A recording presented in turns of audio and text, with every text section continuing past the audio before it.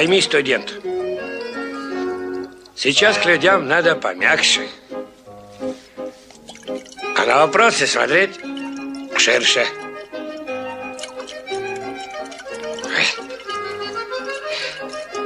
Вот ты думаешь, это мне дали 15 суток? Это нам дали 15 суток. А для чего? Чтобы ты вел среди меня разъяснительную работу, а я рос над собой. Ну ладно, давай бухти мне, как космические корабли бороздят Большой театр. А я посплю.